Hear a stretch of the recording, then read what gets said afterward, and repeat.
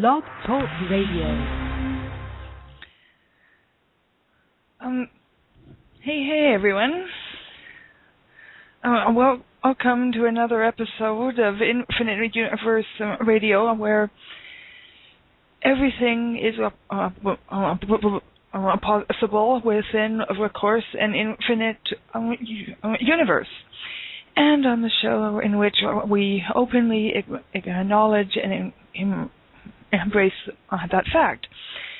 Now, I do have a guest on this evening, as promised, a returning guest on YouTube's Enlightenment to all. But first of all, I'd like to go into a little bit about an addition I'm making to the show. Infinite Universe now has a page on Facebook, which, of course, I invite anyone to join.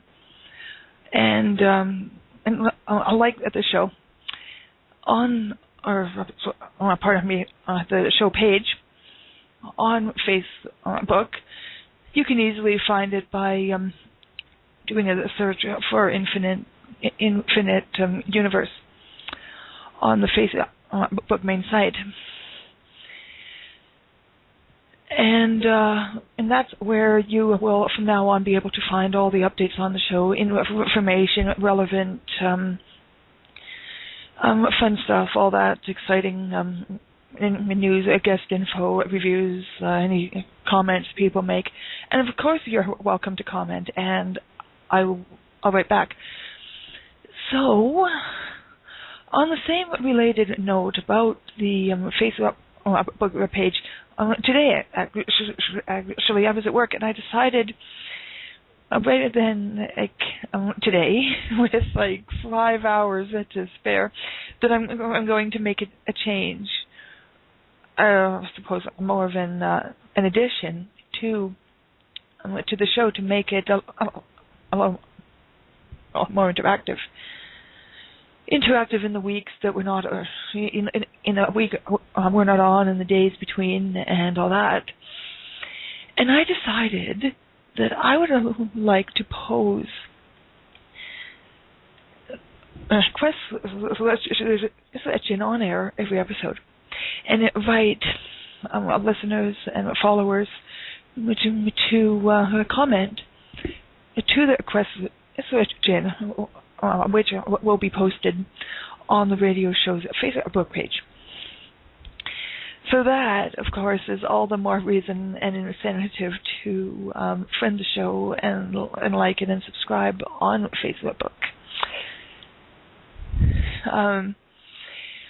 Now, of course, I was thinking I need a question now, and so I thought this over, and the first one I would love to start with, I would just love to use it as my first. And this was inspired by, stuff I've been thinking about, stuff that's been coming up. And it's certainly interesting.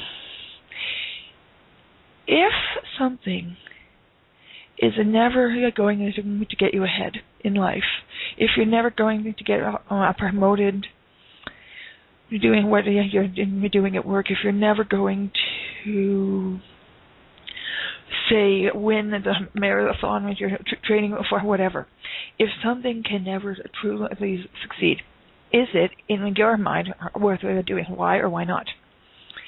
And that I will post on the page this evening after the show. You should be able to get to it and start commenting on it as early as late tonight.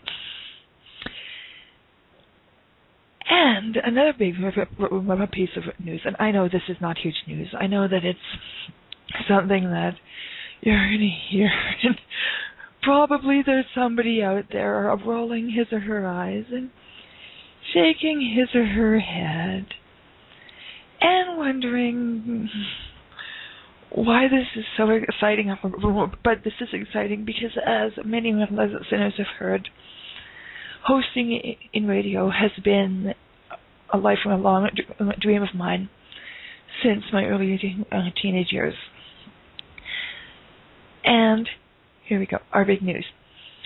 Infinity Universe today, I found out through my email after I got off work, has its first follower. And follower who is no doubt listening, because as a follower you would have got the email notice and everything about the upcoming show. I'm not going to say your name because I'm not sure I'm supposed to, but thank you. You are my first. And I just wanted to try something here because I discovered this in the week and I want to see if it works, relating to my first ever following. Wow! I just had to do that.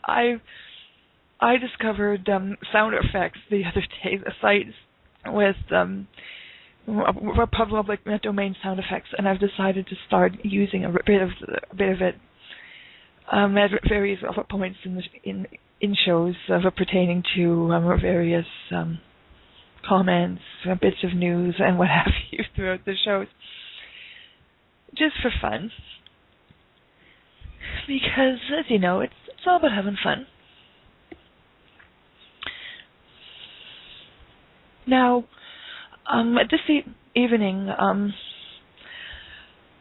a guest who, of course, will be phoning in at any moment in time, hoping here. He should be. I'm just waiting for him. Is also somebody who has a YouTube channel, quite a good one, quite an active one, and has an active following on YouTube. And I'm actually hoping this evening to give him an opportunity to give his channel info,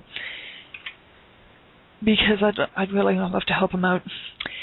And so it looks like I've got him on. So I'm just going to bring in my guest here, who goes by the name Enlightenment to all.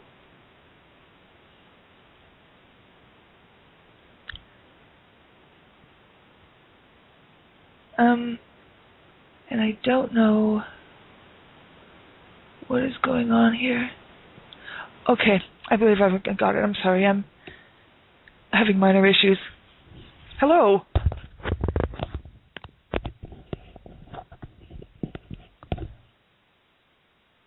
Technical difficulties? Okay, I have it. It seems to have worked. It lagged a bit. It's all good. So, come again? How are you this evening? I'm doing very well. It's nice to be a guest on your show again, and I'd like to congratulate you on your follower. Oh, thanks. All right. I plan on covering a few things today, including cosmic archetypes, a little bit of nanotech and chemtrail information, some little bit of botanics for everybody, and I'm hoping I can fill my time, so let's begin. Okay. Okay, I'd like to begin with the cosmic archetypes. Now, this is a concept that relates to the 13-moon calendar and the Maya. And basically, what the cosmic archetypes are is they're similar to the what many would call the tarot. There are 21 cosmic archetypes. So it ties right into the whole spirituality and metaphysics theme. Now, basically, each one of these types has a designated duty. The purpose of the cosmic archetype is to bring to mankind a higher level of consciousness and to bridge the ego mind with the mind of the higher self. And this is, I feel, is what's happening right now in the world with all the changes going on and people speaking up and finally stepping into their own power. So a couple of these archetypes, I'll give an example, include there is the navigator, there is the compassionate one, there is the artist, the hierophant. Some of them share names with the tarot. And in the center of them all is what is called the Hunab Ku, of which many would be familiar with. It is directly related to the Mayan calendar. And basically it states that as the Great Magus. The Hunabku has all the aspects of the other cosmic archetypes. So, for example, we'll take the artist, for example, whose aspects are the keeper of beauty and master builder. So it would be akin to an architect. And so the Hunabku is Magus of the Infinite and teacher of unity, totality. So that I feel many are reaching this level now. They're trying to get people to unite and share information and be transparent and clear. You can search for this on YouTube. It's look up Transformation of the Archetypes. It's a very fascinating video. And again, I must stress that people use their discernment. Many people will have no idea, what it's about, but maybe more people will, and they will want to learn more of it. And I have found it very fascinating. It's opened up a lot of new doors for me, passive knowledge. I've even learned more of myself through this wonderful tutorial through the 13-moon calendar. Okay. And if it's okay, I'd like me to also, after I find the video myself, put up a link to it on the radio show's page on Facebook. Okay. Thank you. Yeah. And yes, I recognize some of those names from the tarot deck. And then some of course, are different. Yes, there is a slight difference, but really, it's just a difference in name. I find that most of the archetypes of this, I believe it's called the Tolan, are in fact similar to the tarot. Such as, to me, the Hunabku card would be the same as the World card. It's the teacher of world unity. When you draw the tarot card, the world, you're given the world is basically what it's showing you. Oh, neat. Okay. I never got very good at the tarot myself. I understand some of it. I never really got the hang of it. But so I wonder. So this is a Mayan thing. Didn't the Mayans actually read these cards? I'm not certain if the Mayans ever had access to the tarot or read the tarot, but this was their system of the tarot, the whole Zolkin and Tolan and 13-moon calendar. I believe this was their manifestation of some kind of chronicle to pass down to the younger generation. Okay.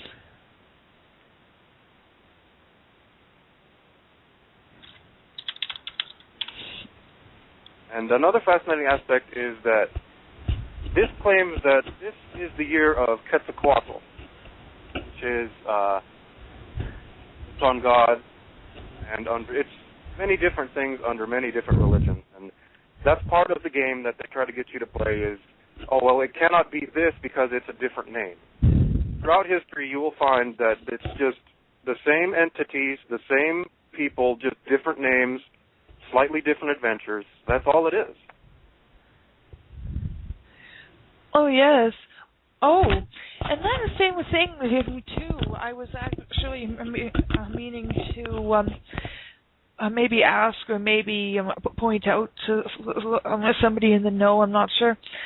I remember years ago hearing a Norse myth, and of course Norse has nothing to do with Maya, or does it? And this is where it gets sort of neat. They have some sort of a myth of a giant serpent that was said to wrap himself around the earth. And I'm not sure the name of it now. But anyway, he wrapped himself around the earth. I believe I've even heard of this serpent as having feathers and such. And the thing is, in Maya, they did indeed have their main god who you spoke of, the feathered serpent. And images of him wrapped around the world and stuff too, I've seen in the similar way. Yes, it is. As I said, it's the same story, but they get a new twist on it to try and distort people's perception or try and lure them into one belief. A lot of the religious zealots I have encountered, they see nothing beyond their one belief, their one savior, and to me that's just being closed-minded. I agree. I'm not one to ever say what somebody shouldn't believe, and I will point out here that this show is not meant to tell anyone that your own personal views are wrong. But I myself believe that everything everything is a slightly different path leading to the same point in the end. And that's what I've always said. And some have it partly right and partly wrong. Well, I would say all of them do that. But yeah, it's fascinating to take two or three and compare them to each other. Yes, it really is, and you'll start finding the synchronicity between them. And to touch on the point you just brought up, I am inclined to agree that all paths will eventually lead to the same place, which is 0 point. You can take whichever path you'd like, but eventually that's where you're going to end up. And that is the point where people are going to either unite or divide. And that's the point that you're going to choose which reality you wish to manifest. Okay. And that, of course, goes into philosophy and thought and all that. And which brings up my next topic here I'd like to go into, which is very controversial. And, again, I must stress discernment. A lot of people are going to be disturbed by this if they, in fact, resonate with it and think that it is what is occurring. Myself, I think it is what is occurring, and it ties right into chemtrails. And what it is called is your bio-API. And I will read a bit from this article I discovered on it. All right. The bio-API installed in everyone is extremely powerful. It provides complete control over every man, woman, and child on the planet. I understand it's difficult to accept. I'm simply telling the way it is. And this ties right into chemtrails and what they put in the air and nanites and all that. They basically spray it in the sky, the trails you see, and it can be used for weather manipulation, whatever. But this aspect of it is just powerful, and when you think about it, it makes sense to me because at some point, mankind went from thinking like an animal in a survival instinct to becoming conscious and thinking about how can I create and build a better life for myself. And I feel this was the point where this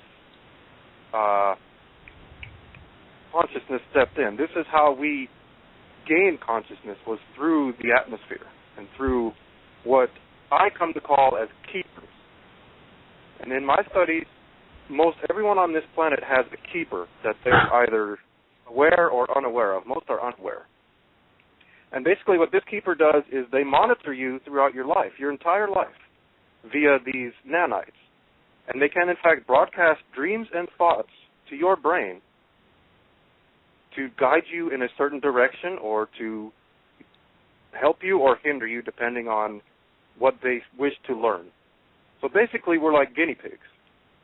And I realize that's difficult to grasp for many, but it makes a lot of sense to me because everyone has come to a point where they're deep in thought. And all of a sudden a thought enters their mind that they had no idea how it entered their mind. And it resonates with them, and it's an inner knowing. So I often have to question if all of our thoughts are indeed of our own creation. Okay, so the thing I would have to ask in regards to this, a lot of people who follow this sort of a subject, not all, but most, I would imagine, are also the same sort who believe in, things like angels or spirit guides, or at least higher insight, or some sort of, telepathic occasion, any of that. Now, it's a common idea that anything that suddenly enters our mind relates to all that. Isn't there, in theory, any way to tell? Rather, it is a thought from these nanites or from something outside of ourselves. Well, I'm sure if you had the proper technology, you would be able to discover it. But without that, you have only your inner knowing. And that's what everyone has to decide for themselves. Do they resonate with this, and do they wish to learn more of it, or are they going to dismiss it as, hearsay? But the only way to really 100% tell and be convinced, or at least convince the many, is to have some kind of technological means. And I believe they broadcast these thoughts via radio frequency, which of course would tie into HARP and the whole UHF and et cetera concept, ultra-low frequency, ULF. But, myself, I must say that on the 1st of 2011, I felt something that I can't explain. Something changed me forever. I don't know if it was God. I don't know if it was something technological. Perhaps there was some kind of chemical imbalance, but I changed instantly. I went from one end of the spectrum to the other. I became open-minded, very inquisitive. I started to question everything. And since then, I've been on this amazing journey of knowledge, and I only wish to share it with everyone just so I can put it out there, Do with it as you will, but I need to put this out there.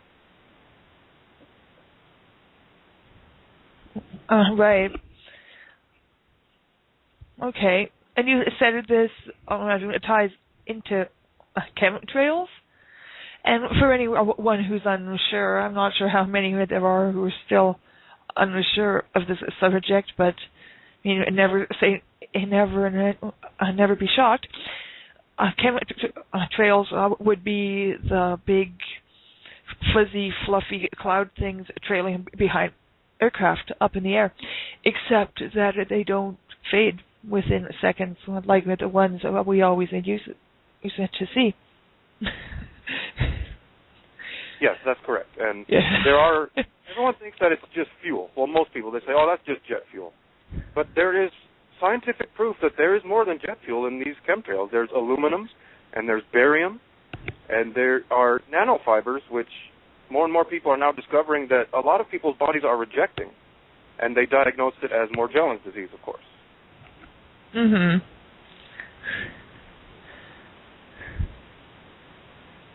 Oh, yes.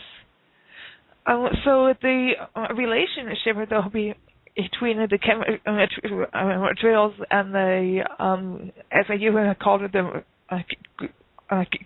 keepers. I think I have an idea where this is leading, but I'll let you continue. At least I'd be wrong. Oh yes, it's quite it's quite fascinating when you become aware and you want to delve into and learn of this. There are other people who will come into your life as well, and they will either guide you in the right direction or they will try to lead you away. And this occurs throughout all life, all fractals, everything. It's always there. It's part of the struggle that we endure via discernment and development. But again, I only have to question that the point where man went from pre-Adamic man to Adamic man, we must have had some kind of help because it happened so quickly.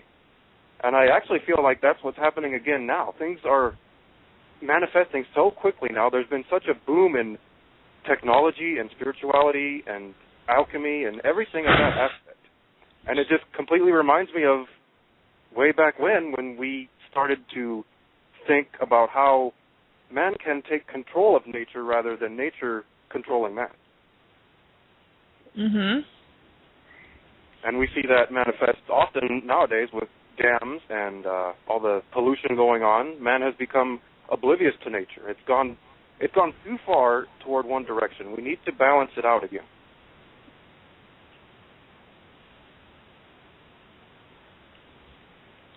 Okay. And the chemtrail can also be used for other means, such as holography. And I've come across an interesting study that just came out early last year it was. But basically it states that there is indeed a second sun, but it is invisible to the human eye. And that when you see a rainbow, that is, in fact, the second sun, which some will call the Jupiter sun. And in one video I saw, it was raining, and I forget where it was, but there was the rainbow, and then instead of just a rainbow, there was a sphere inside the rainbow itself. The gentleman, I believe, called it the Orange Crush. Oh, wow. And yes. And according to this theory, this second sun is what projects shadow. It's what projects color. And, in fact, the sun that we see actually distorts perception. So by a mix of these two, you have the matrix.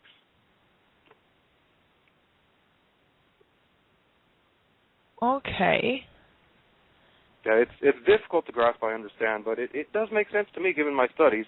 And I actually feel that later this year, NASA will disclose the reality of a second sun. I imagine they're going to use a lot of big words and try to confuse people as to what it actually is, it is actually a UV source of light, which is invisible to the human eye. So they're not just going to come out and say, oh, there is a second sun. It's going to be disguised under complex words and equations, and et cetera. And that's how NASA plays. Mm-hmm. So would that mean that then, as far as you were coming to understand it, that Earth is actually within I believe the word would be a binary solar system, or is it something a little different? Because obvious is only one of the suns would be hidden, and is this existing almost somewhere else? Like how would that work? Well, I believe that our system does orbit in a binary system, but the other star that is akin to our sun is invisible to the human eye itself until mankind comes to a point where they are able to see it, awaken and see the ultraviolet light with their own eyes. But, the whole orbit that NASA gives everybody is wrong in my perception. They give you a two-dimensional orbit where the sun is stationary in the center and is not moving. And a lot of the science and astronomy I've studied shows that the sun is, in fact, moving, and the planets follow it in a vortex manner. And this would open up a whole new way of thinking for many people, to think that, in fact, the planet is moving not just in a circular orbit, but in a vortexal orbit. And that goes right back to fractals as well, as above, so below. And so that would mean that if we orbit this star in a fractal manner, that star itself orbits another star in a fractal manner. Granted, it's probably a lot longer than any of us could conceive it is. A lot of people say 26,000 years. Yeah. I am having a hard time wrapping my head around the idea. But then again, I'm sure a lot of people are. Yes, and you can't push it on anybody. You can only put the information out there. You can't say, yes, this is what is, this is what must be. They have to develop at their own pace, or they will dismiss it. Oh, yes, of course. The old adage applies, it's as above, so below, and to see, one must be able to see. And, in my perception, everything is alive. Everything, I'm not sure if it has a level of consciousness, but everything is alive and vibrating, all matter. And that goes from, even down to cloth or things that we think are inanimate. It's matter, it's energy. It's just vibrating at a denser level. Hmm. Okay, I've already got a comment here in the chat room from a user or listener here, and this is interesting. He points out that physics, when it goes out the window during certain eclipses, Well, I'm inclined to agree with him. I'm not sure what physics may go out the window, but I can tell you that the last 2 lunar eclipses I've viewed have had some kind of effect on me. I'm not sure exactly what, but the first one was on the winter solstice of 2010, and it was 11 days later that, I was changed forever. But I must agree that there is some kind of change in physics when these eclipses occur because it's bending light around the planet. And the light influences so much of what we do and what we see. Mm-hmm. It does. I mean, an easy example of it that I can think of might be the infamous winter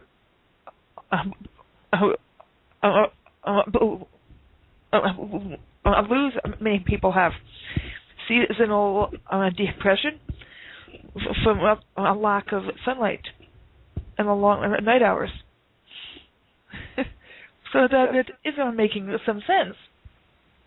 Yes, and it would. It's the sun is a great source of vitamin D, and many people now are malnourished when it comes to vitamin D. Myself, I take vitamin D supplements, and if you're going to get into the whole supplement thing, I have a very important bit of advice for you. You must look at the ingredients that you're taking in these supplements, and you must research these ingredients. A lot of these companies, these upstart companies that haven't been around for a while, the regulations on the ingredients they put in these pills or liquid form or whatever are, in fact, poisonous. And a lot of people wouldn't know unless they, educated themselves. And that's one of the most important things I can tell anybody is look at the ingredients of what you're putting in your body before you do so, and study them.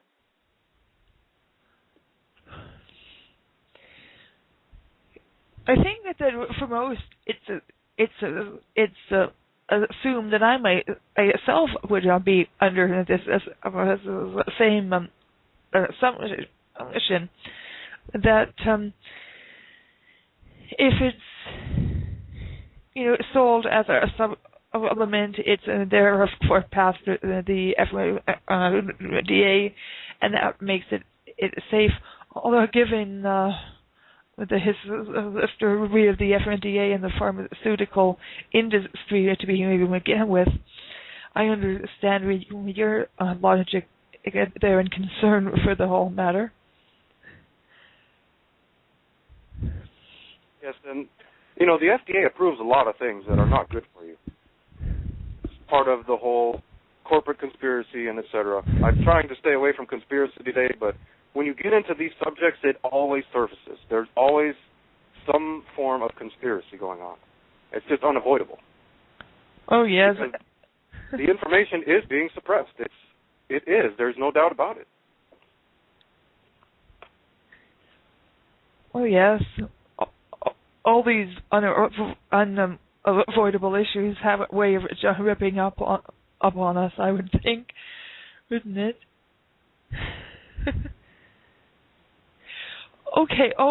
Just a moment here. Another comment from the chat room here recommending info on supplements at a site called citizen.org. And thanks for the heads up on that.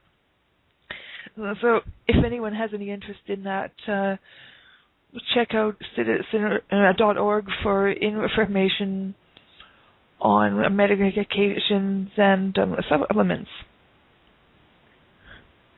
Yes, it is a good site. I highly recommend it as well. You must educate yourself. If you want to live a happy, healthy life, the first step is education. So many of us now, and I myself have been guilty of this, are just not big on the whole idea of education. We're bigger on putting our faith into other people. Well, yes, of course, because they're lost in their everyday lives. They have no time to educate themselves outside of the daily grind and family issues. And that's why they push these things on us, is to keep our minds distracted and to keep supporting the machine and supporting the rich.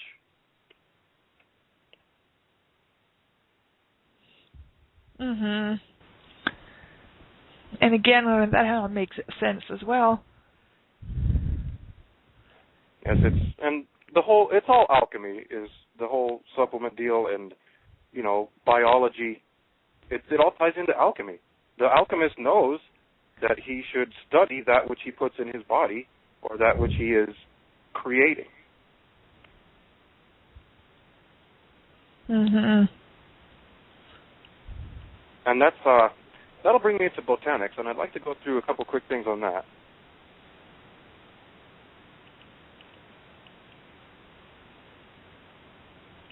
There was a study that was recently published about RNA in what is it? Here it is. Excuse me. Researchers developed glowing probes to detect germs via RNA, and it states that the probes are based on the fact when DNA molecules are switched on, they pass on information to RNA molecules, which are far more prevalent in the body and thus easier to find and look at. So this is another big step in technology, I believe, is, if you can detect germs on the level of RNA, you should be able to abolish nearly all of them. But you wouldn't really want to do that because some germs do serve a good purpose.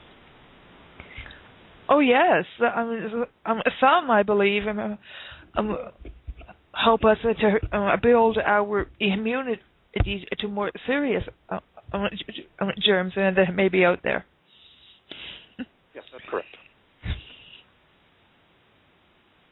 And that's another field of, alternative healing that is becoming more and more prevalent now is sound, color, light, and even, plants. Everybody knows that plants generate oxygen, but what a lot of people don't know is that plants are, in fact, conscious. They react to things like music. I believe I saw a study a while back where two plants were placed side by side with the same amount of light and water, and they were the exact same species of plant. One was placed in a room with no sound, and the other was placed in a room with classical music.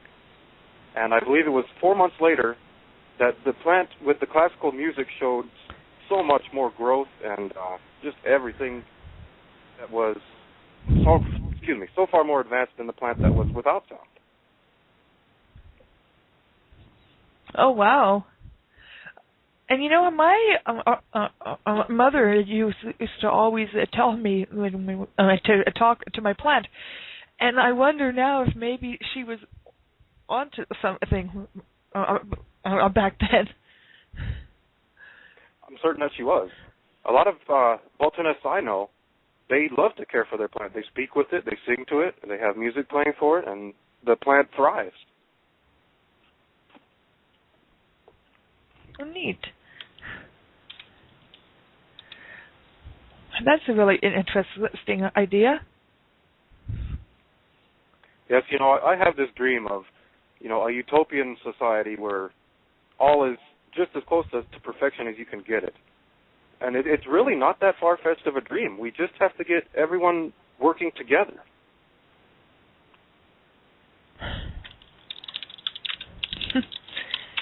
Really? See, my concern around a utopian world is that humans, as a rule, will always aim higher and higher and higher and higher. So a utopia, we understand, is not going to be one. That's those who find it. They will always think it's perfect and can get better. Always strive higher and higher. Yes, and that's pretty much the plight of humanity. And that can be traced clear back to Lucifer himself, who strove to be better than God.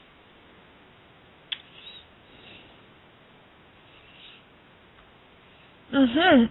And I've never thought of that. But that is a really interesting comment. Well, yes, it's in my studies, many say that Lucifer is the Lord of this world, which would make sense to me, and we are created in his image, man. Man was cursed to eat bread and descend upon the earth. But, I believe this is how man becomes the next level of man. We went from Homo erectus to Homo sapien, and now we are at the threshold of the next level of mankind, the next level of consciousness.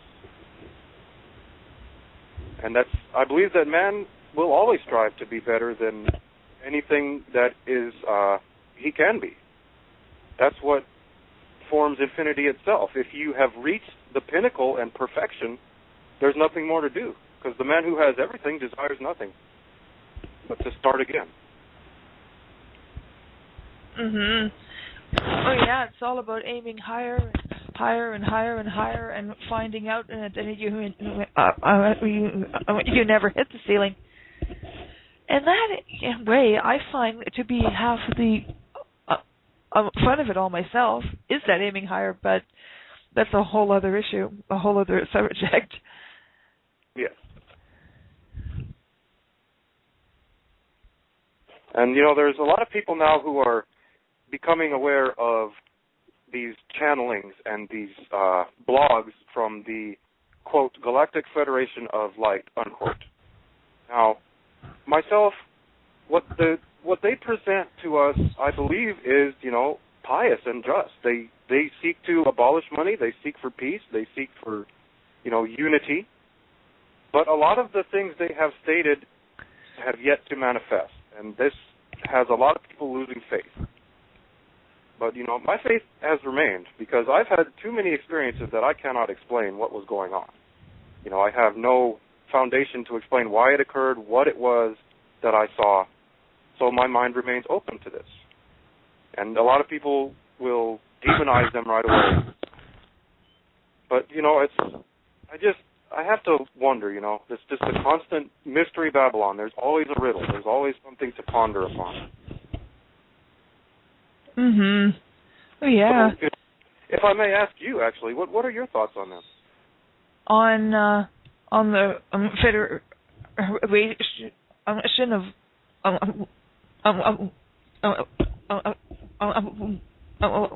life? Yes. Oh well, I've heard of this. It's sort of like, as far as I understand it, I mean, people either don't know anything about them and have never heard of them and would think it was something out of a science fiction series, such as a Star Trek or something, or they either like them or hate them. I myself am open to the idea as I am to anything, and I think who knows who's good and bad and who's out to hurt and who's out to help. It's all about, as you always say, following your own intuition on certain things like that. So yes, that's very true. It's intuition and discernment is the key of all esoteric work. But again, the messages they provide are positive messages, and even if it is coming from a machine or a malevolent entity that has alternative motives, still the message they present is a positive message. So therefore, I support it. Why would you condemn a message of positive means unless you were a troll or a shill trying to discredit or etc.? Mm-hmm. And that makes sense. I have personally I like the idea. I mean, rather if it turns out to be true or not, still, I like it, the idea that there might be somebody up there looking out for us.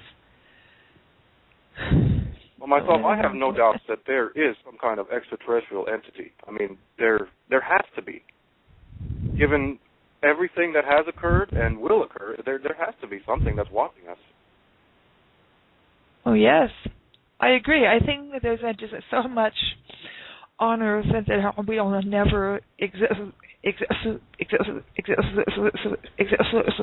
explain from a human understanding. Sorry, this is just one of those nights I just cannot talk without making or sorry, we talk while making a hint of sense. I try.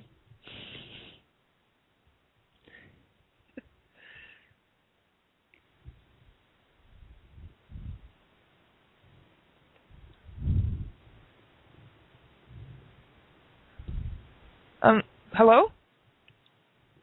Yes, I'm here. Sorry, I got distracted for a moment. Forgive me. Oh, I'm sorry. I had assumed the sound had gone out. Sorry, that freaked me out. I thought, oh no, the computer was shot or something. Anyway, I want to go on.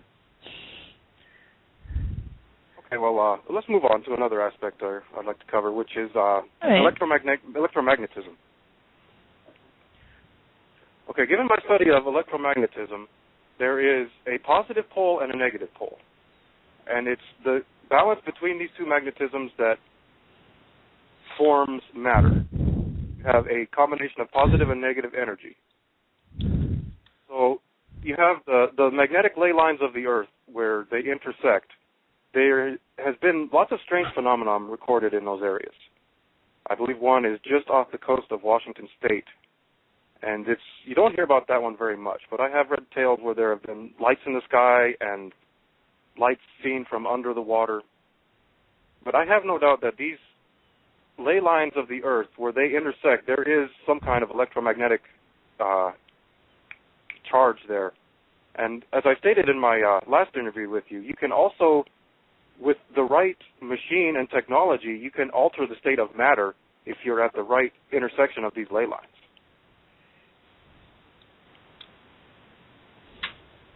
Okay. You know, there's been lots of reports of UFO activity around them, flying saucers, etc. And another aspect about that's fascinating is there's, over certain volcanoes, you'll always see this lenticular cloud. And a lot of people claim that lenticular cloud is, in fact, a cloaked UFO object. And given my studies, I'm inclined to agree because they're usually found there, hovering above the volcanoes. And think of all the energy that they could harvest coming from inside that volcano. I'm sure they have technology to transfer heat to energy. And what better way than to station yourself atop a volcano? Yeah, I could see the a jig in that if I were an advanced alien on a ship needing fuel.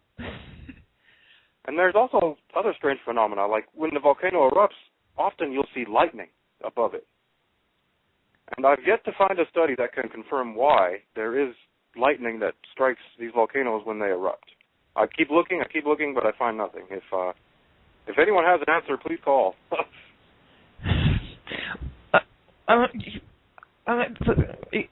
Yeah, I haven't ever heard of that fact, but I myself am now interested in why that is. The only thing I can think of is electricity somehow. Lightning is, of course, electrostatic, I believe is the word for it. And I wonder if somehow the volcanoes are generating electricity. That's a neat one. Yes, I found it rather interesting as well. There's some theories on it, but these theories, they just don't seem to add up to me. I think there's got to be something more to it. And I think it also may tie into the whole weather manipulation thing. Recently, Texas was hit with a string of tornadoes. They had lots of destruction there. And I have studied weather manipulation extensively. And around this area, there are towers in that area. And when you study weather manipulation, you'll notice that these towers, it's almost as if this storm comes from the tower itself. And I think what they do is they spray the aluminum and the barium in the air, and then they generate a frequency with these towers that attracts where they spray the chemtrails. Therefore, it amasses in that area. So in fact, they're just experimenting with, severe weather. Now, am I saying that all weather is manipulated and created? No. But I believe a vast majority of it is. Yes. And I have heard about the Texas tornadoes myself, well as a string of them in a few other states. Part of the tornado season has already started, and my sympathies do go out to the people of the states hit by these. But yes, absolutely. Moving on, and what you were saying in regards to the towers. Yes, it's just a little challenge I offer for everybody. Go check out the radars when they have these severe storms, and zoom in and try and find a point where there is a circle. There will be these circles that are either clear or they'll show up as a slight precipitation. And you'll notice that in the center of these circles there is a tower there, about 90% of the time.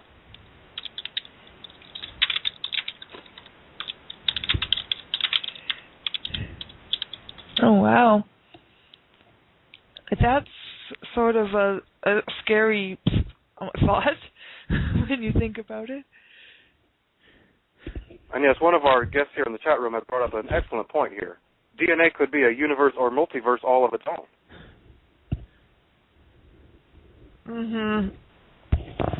I love it that idea. 7 billion human universes on Earth. That's amazing. Yes, many claim the body itself is its own universe. And I am inclined to agree. If you can magnify down to a certain level, that it will repeat. It'll be a fractal. Everything is connected. And when you start realizing that, that's when synchronicity starts to take over in your life. And I believe that you are guided to become what you are supposed to be, what you have always meant to be.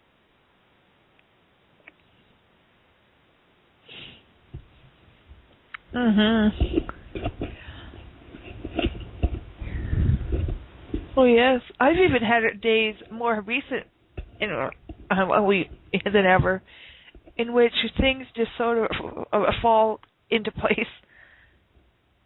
It's really it's amazing. I really. Yes, and it's so nice to see that more and more are opening their minds and experiencing the same things that a lot of the, quote, awakened, unquote, people are experiencing now. And to touch on the point about the eclipses again, I want to bring up a quick point.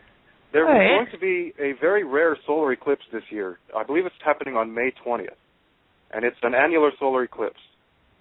And there's a lot of chronicle of the Maya that claim that this eclipse will have some kind of lasting impact on the planet. It will be visible to most of the continental United States and Australia and most of the Pacific Ocean as well. But I highly recommend that everyone get out there on that day and view this eclipse. All right. Well, I want to thank you for the info on that. I will sure, unless there's something else happens in that at a time, we could go out and look, of course. I'm sure the whole world will be watching anyhow. I mean, most of our people tend to love yes, it's going to be difficult to eclipses. Oh, I'm sorry here. From the chat room here. What day? It will occur on May 20th. I'm not exactly sure of the hour yet, but when I become aware of it, I'll be sure to broadcast it. You can go to NASA. They have all the information of when it's going to happen there. Oh, thank you. It's interesting because, given my studies of some of the ancient Sumerian tablets, there was an eclipse that occurred It was also an annular eclipse, and it occurred on May 19th, and it was approximately, I think it was 5,000 years ago, somewhere around that point. And that also ties into the quarter cycles, I believe. And it's almost to a T.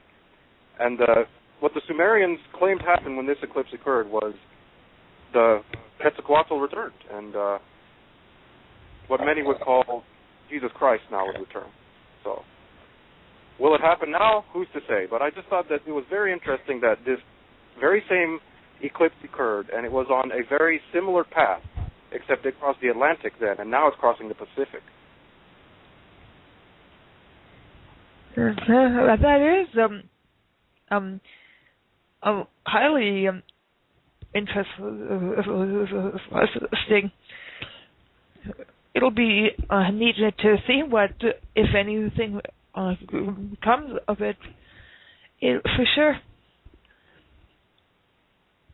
Well, I see we're almost out of time now, so I'd just like to cover my last point. And that's to everybody who's listening, I implore you to please keep an open mind and please research into anything that will affect your life. Do research into it. Just don't take someone's word for it. Do your own research into it. Keep an open mind at all times and just start to see what happens from then on. I'm betting you're going to see a difference in your life. Oh, yes. And thanks for that advice, and I myself second that. And of course, I would be the first to say to always follow what you think is right, and your own inner judgment and guidance on this. Absolutely. Absolutely. Trust in your own discernment before you trust in anybody else's. Oh, yes. There's a lot of power, I believe, in the mind, in the human mind, inner knowing and inner understanding.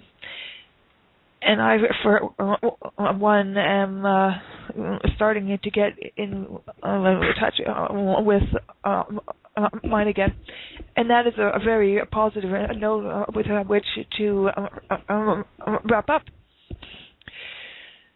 So well, again, I thank you for your time. And in closing, I'd just like to say, when you are met with a challenge in your life, try to turn it into a lesson.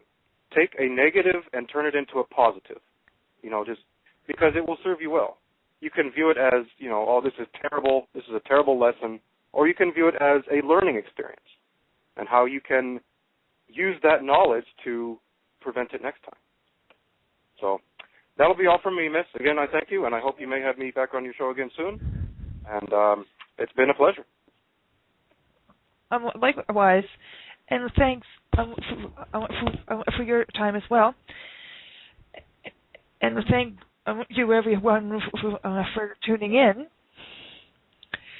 And before I go out, I would just like to say, only because this is exciting, I think that this evening I must have had the largest live listening audience thus far. I'm looking forward to seeing the stats on that after the fact. But everyone interested, remember to follow. And have a lovely evening and a happy Easter.